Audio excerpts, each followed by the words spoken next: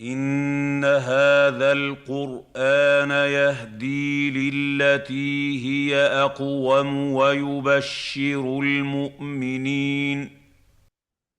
Assalamu alaikum wa rahmatullahi wa barakatuh.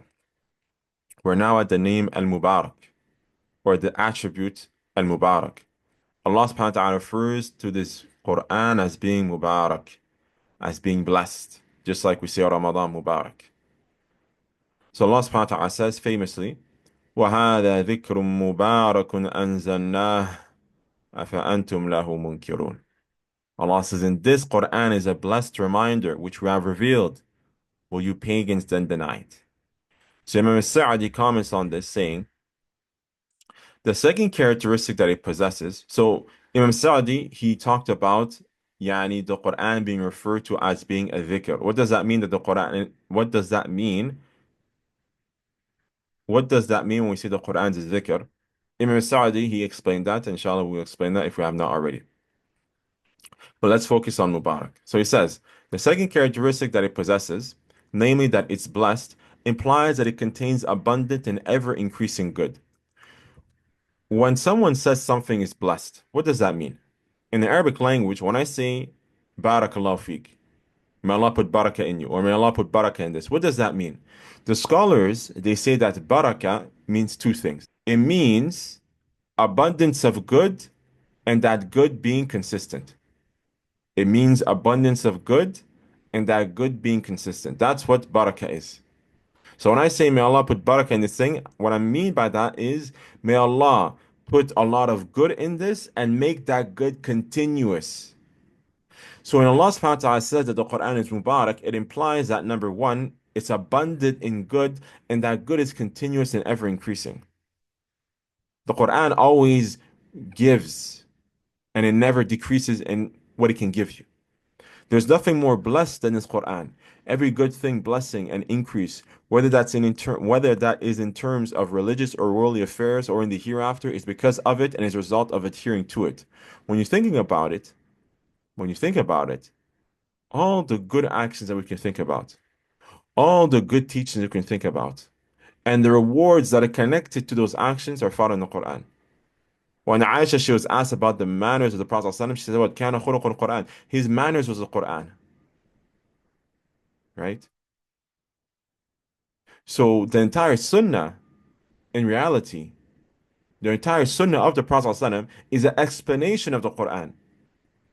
The entire character of the Prophet ﷺ is an explanation, is a ta'wil of the Quran.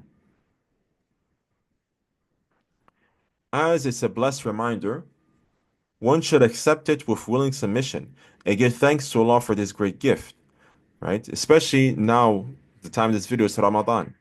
When you think about it, we fast in the month of the Quran, right? And maybe one of the wisdoms behind that is out of shukr. We're being thankful for this gift of the Quran. And the greatest way you can show thanks to Allah is by worshiping Him. اعملوا على داود شكرا. Allah commands the family of Dawood to do righteous actions. Why? شكرا مفعول أجله. To show your thanks to Allah. If you don't know what مفعول أجله means, go watch my video on it. Adhering to its teachings and seeking its blessings by learning its words and meanings.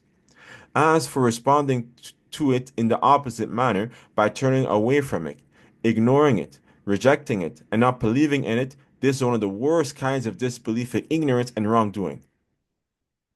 Hence Allah says, أَفَأَنْتُمْ لَهُ مُنْكِرُونَ. Are you going to then deny it? It's as if Allah subhanahu wa ta'ala is saying, this is a blessed reminder that I have personally sent down and gifted you with. Will you then deny it and not give it its right and not give it any importance?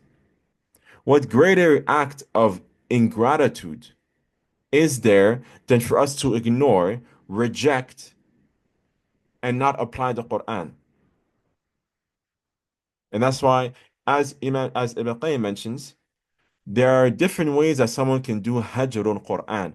There are different ways that someone can forsake the Quran. Because as Allah subhanahu wa ta'ala says in the Quran, that the messenger is going to say on the day of judgment, إِنَّ قَوْمِ اتَّخَذُوا هَذَا الْقُرْآنَ مَهْجُورًا. On the day of judgment, the Prophet ﷺ is going to say to Allah that verily a group of my people, they forsook the Quran. So what does it mean to forsake the Quran?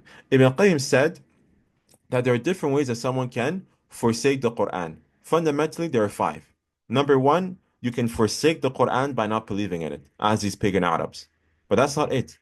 Number two, someone can forsake the Quran by not acting upon it. Wallahu musta'an. Many of us, we read the Quran, but we act upon it. Another way you can forsake the Quran is by not ruling by it. The Muslims, unfortunately, we have left تحكيم القرآن في حياتنا وفي مجتمعاتنا.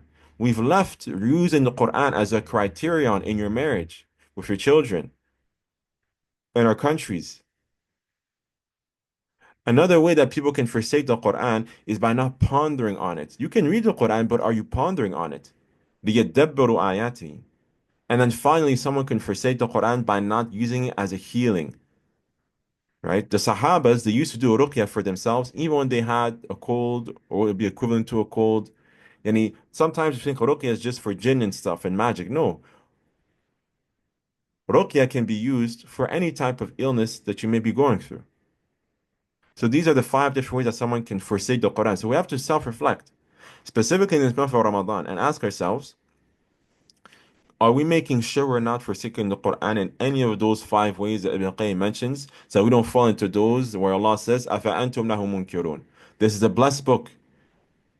ولو أن قرآنا سيرت به الجبال وقطعت به الأرض وكلم به الموتى. It is a Quran that will be able to move the mountains and cause the earth to open and to cause the dead to talk. It will be this Quran. سبحانك وبحمدك أشهد أن لا إله إلا أنت أستغفرك وأتوب إليك.